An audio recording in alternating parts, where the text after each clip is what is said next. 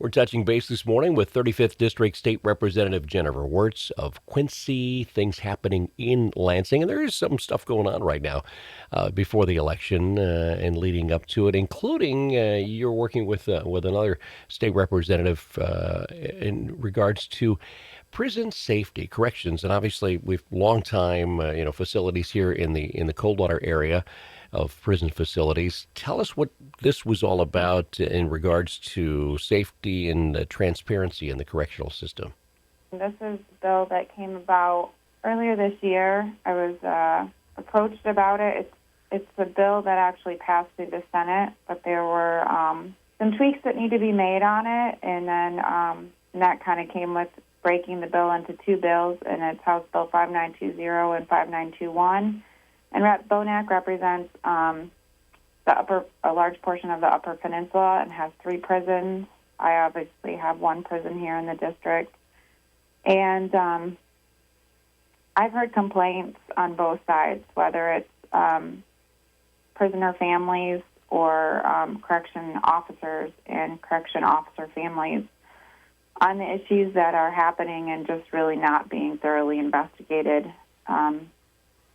by currently really the only path is a prisoner can file a complaint that is investigated through essentially the governor's office. But if a staff member files a complaint, there's really no course other than to investigate it internally. And the problem I have with internal investigations is that there's no real accountability there. And then as far as even prisoner complaints, or if a family member wanted to file a complaint, there's no real way of tracking and accountability there. And then post-COVID, legislatures have to give 72 hours notice if they want to go into a prison. Prior to COVID, a legislator could just show up and have access to the prison they represented. I think maybe it was statewide, but I know at least, I could have showed up at Lakeland and received a tour.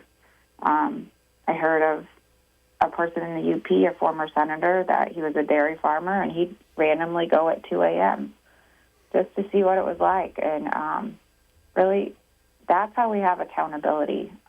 There's lots of other daycares, schools, even us in agriculture, that are subject to random inspections from state agencies, yet prisons aren't. And I just think that creates an opportunity for a lot of problems. And, we've seen several deaths this year out of the women's correctional facility. And some of those are simply even possibly facility issues where we need to do greater investigation and bring outside companies in to investigate, is it mold, is it an HVAC issue? And we need professionals to come in and do that. And this bill also, that's what this did, it expanded to allow for professionals to be able to come in and do some of those evaluations as well. So where does it stand right now and in the House, and when it would go back over the Senate? Well, it passed yesterday bipartisanly. I think there were 2 nay votes. In the Senate, when this bill went through, it passed unanimously. So it will go back to the Senate. We were hopeful Senate was going to be in today, but they canceled last evening because I was hoping it was going to get passed through today. My understanding is the governor is favorable to the language and the way we've kind of tweaked some of the issues, as I mentioned. So this may be my first 2 bills passed, and honestly, this is also somewhat personal. I had a cousin who was incarcerated and was abused in prison, and he went in really as a minor. He should have been in a mental health facility.